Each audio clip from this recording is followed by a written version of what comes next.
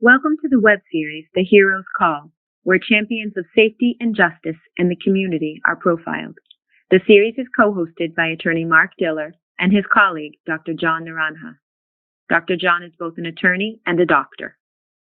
Although the coronavirus can infect anyone, for various reasons, the coronavirus has hit those who can least afford to fight it, are the least capable of decreasing their risk factors, and least prepared to overcome it.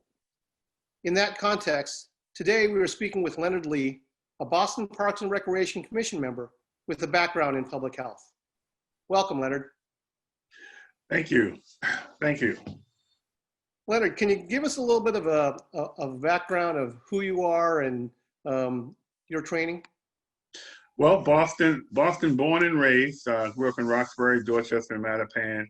I'm a MECO product. I went to high school in Lexington, Massachusetts.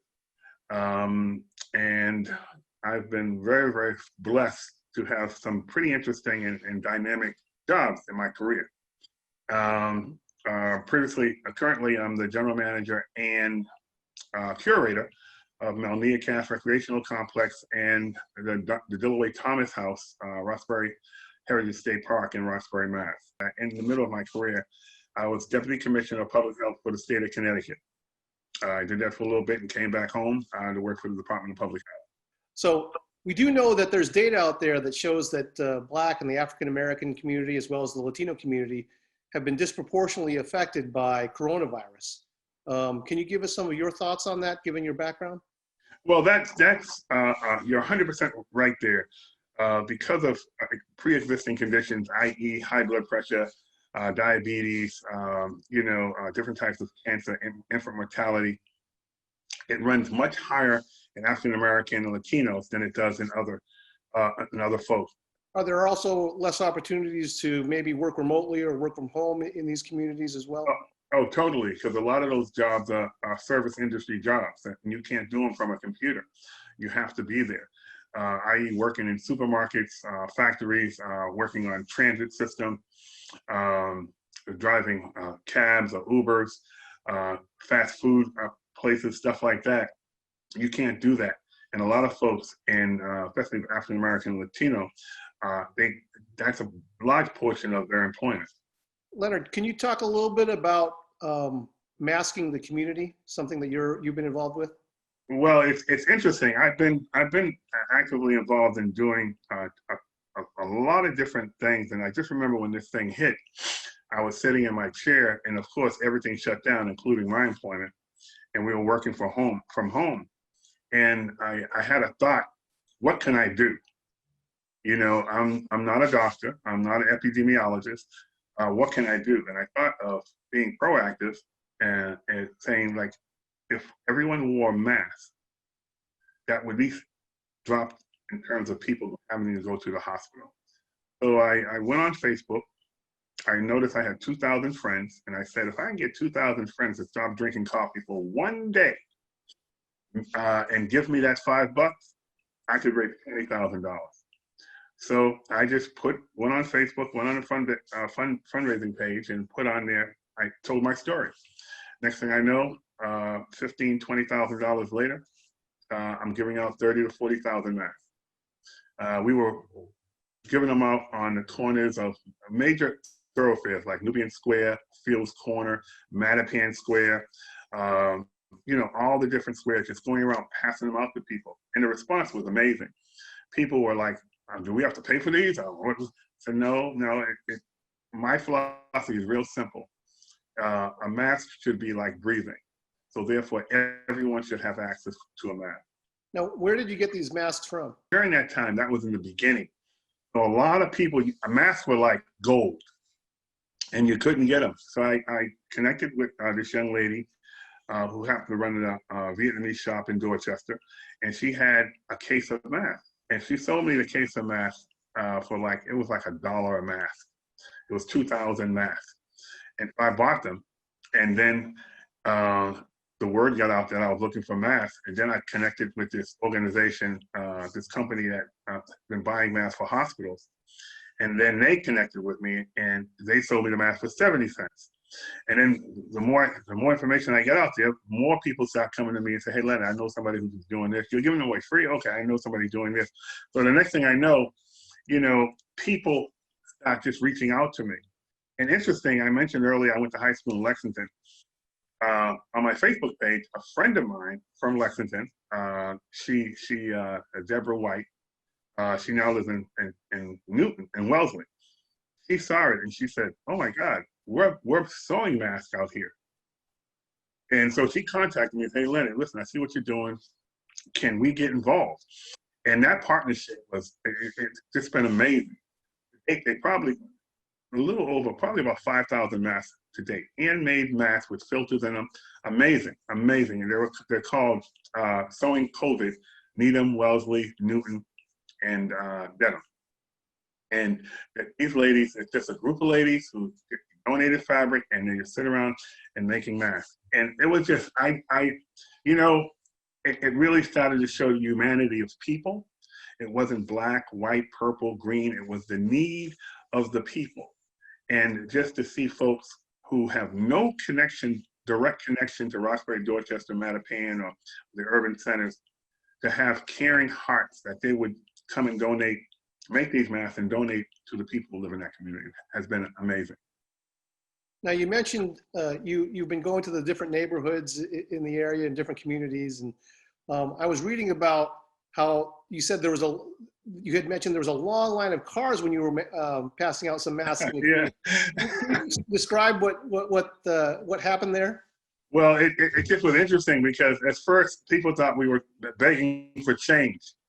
How people walk up to it when there's a red light, but then they noticed that we were giving out masks, and so people start moving out of traffic to get in line to pick up the mask. And we were like, oh, it was just overwhelming. And we just was passing them out, but the reception has been tremendous. The mayor took notice, and the Resilience Fund, they donated over $8,000. Dana Farber gave me 40,000 masks. My fraternity, Omega Psi Phi fraternity, 805 chapter here in Boston, they gave $2,500. I mean, it started to snowball like no other. And you start to see the humanity of people who really just cared about people. Now, how did the communities find out you were passing out the masks? Was it just word of mouth, or what was happening? It was totally word of mouth. I mean, it just seemed like when people found out what I was doing, they wanted to be a part of it. There were people who were saying, hey, listen, I can't pass out masks, but I can stuff the individual mask into the bag. One of the things we wanted to make sure that everything was sanitary, so people were wearing rubber gloves.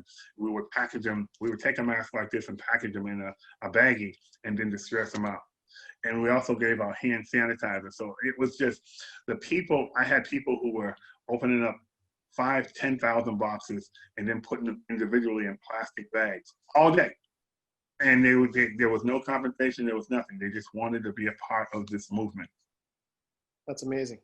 So at the time, those masks and the hand sanitizer was probably like gold. You must have seen some really interesting reactions when you were just passing them out. Oh, yeah. Yeah, I did see a lot of reactions. So people were saying, oh, no, I have no money. I don't want to buy nothing. And we just had to explain to folks that, no, this is what we're giving this out free of charge. There's nothing to it. And then, again, people were saying things like, what can I do? I said, well, pass it on. I mean, pass the love and the caring on to the next person. I was working with my church, Grace Church of All Nations, and we went down to Methadone Mile and passed out masks out to the folks who were there, which was very receptive of taking the mask. Another high-risk population, we connected with Elizabeth Stonehouse. It's a domestic violence shelter. And they were like, oh, money, do we have to pay for them? No, we want to make sure that all these women have access to masks. We reached out to all the senior centers and made sure all the senior buildings had masks. We were looking at high-risk populations. We were looking at seniors. We were looking at folks in domestic violence shelters. We were looking at folks with reentry programs. I connected with Sheriff Tompkins of Suffolk County Sheriff's Department, donated 20,000 masks to them and to the inmates. Sheriff Tompkins, he almost tried to kiss me. I was like, no, you don't have to kiss me. It's all right. Because we also found that inmates had a high risk of catching COVID, especially in a contained environment like the jail. So we reached out to them. We reached out to Kenny Green. He's the chief of police for the MBTA, and made sure all the officers had handmade masks from our partners out in Wellesley. So it really started to snowball. So Leonard, I understand that you've been getting donations of masks from all over. But tell us, are you still fundraising? Have you been fundraising to buy masks still? Yes, we have been fundraising to buy masks. I still have a fundraising page on Facebook, Masking the Community. And one of the things that has happened that we're really excited about, because we were fundraising, we've got connected by Bud Williams, State Rep Bud Williams from Springfield. And he was telling me that they have a need out there. So we just kicked that off about a week and a half ago of helping them raise money, identifying, using my resource here locally to purchase masks, because they give them to me at such an incredible rate. And they're doing the same, they're replicating the same project out there. So we've been able, because of folks like yourself who wants to talk about this issue, brought attention to people who want to help. And that's financially, that's volunteering their time, that's accessing their resources to help share with us, with our resources. So it's pretty interesting. You talked about financially. How much have you raised so far for the initiative? Close to around $40,000. Wow. Up until today, how many masks do you think that you've actually distributed? I would say conservatively, yeah. about 100,000. Right. I mean, I got donated. I had a secret Santa who donated 40,000 masks to me. Called me up and said, "Could you use 40,000 masks?" I said, "Heck yeah." Leonard, what are we looking at here? You're looking at the kickoff of Springfield Masking the Community of Color Free Mask for All. That's Francine Brown. She's the coordinator for the Springfield initiative that we've just started. Wonderful woman, strictly 100% volunteer. And I just delivered to them a little over 6,000 masks, and that they were getting ready to package them and distribute them out to folks in Springfield and the Springfield area. Free of charge. That's the delivery that we received, getting ready to give to the Sheriff's Department at the Suffolk County Sheriff's Department with the Sheriff Steve Tompkins. Leonard, what are we looking at here? Those are a group of men, Omega Psi Phi fraternity, that I'm a member of, proud member of, and we were out past those bags that they have in their hand are full of masks, and we were out passing them out free down at Nubian Square in Roxbury, and all volunteer. We were there from 10 until about 5 o'clock that day, and probably passed out about 800 masks and sanitizer. How regularly are people volunteering and out on the street passing out masks? I have to tell them a lot. It's very interesting that people want to really help and contribute. People make me accountable. They are like, "Hello, are we going this weekend? Are we going this weekend? Can we go Tuesday? I'm going to take a day off. I'm working from home." So people are really excited about being part of this movement. Leonard, what are we looking at here? This is the website that we had set up. We were raising funds. And basically, this was the beginning of the initiative, which was really good, and also started to educate people too. One of the things we were talking about in this particular piece is letting people know that the highest risk folks are those in the Black and Brown community. Is this fundraising page still available on Facebook today? It sure is. We just put it up again for the third time to raise money and awareness. We can see the sign right behind you where it says "Free Mask for All," and you can kind of see the artistic drawing there. Where did that come from? Well, I stole it. I saw this. I was just scrolling through, and I saw this thing with people with masks on, and I said, "Wow, that speaks volumes to what we're trying to do." So I just borrowed it for a little bit to help sell the message of what we were trying to do. Callaway Graphics donated those signs and had them printed up for us. Terrell Callaway was another guy who just saw what I was doing. He said, "Leonard, what can I do?" I said, "I need some signs." He says, "Done." It's just been amazing, the outpour of humanity and people, just wanting to be a part of the solution and not just sit around and watch it happen. And it really motivated me. Leonard, what does the future look like for this organization, this initiative that you're doing? Well, to be honest with you, I wish it was over. I wish I wasn't passing out any more masks and I can say, "Hey, let's talk about something else. Let's talk about, I don't know." But it looks like it's going to be around for a long time. One of the things, and I'm sure that all of y'all have seen that PPE equipment, that's a whole new industry now. So therefore, you're seeing masks everywhere for sale. And I still want to make these masks available because it's important. It's like breathing. So therefore, it shouldn't be, no one should have to make a decision to buy food or to buy a mask.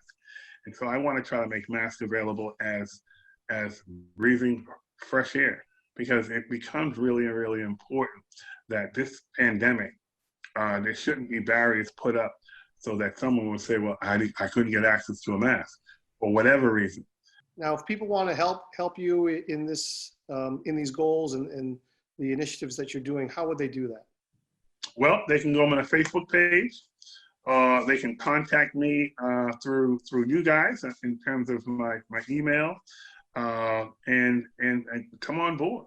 Come on board. I mean, it's this, and if there's a community who would like to replicate this, I would come down free of charge. This is not about money. It's really about being able to make this available to everyone and show them what I did, because I don't look at myself being anything special. I just happen to be a person that said, why not? One of the things that struck me when we first started this interview is, and I think it's common to all the heroes that we've spoken with on this particular series, is that whenever you see a problem, you want to stand up and say, "Hey, what can I do?" And we want to thank you from both Mark and myself for all that you're doing and continue to do, and we appreciate the time you spent with us. Well, thank you. I appreciate you acknowledging folks and the work that they've been doing to be about change and not about just sitting around and waiting for somebody else to do it. Like I said, I don't look at this me being anything special other than the fact that caring for the person to my left and to my right and trying to touch, move, and inspire them to make sure that they can do what they need to do to live. Thank you. Leonard, thank you. Appreciate it. My pleasure.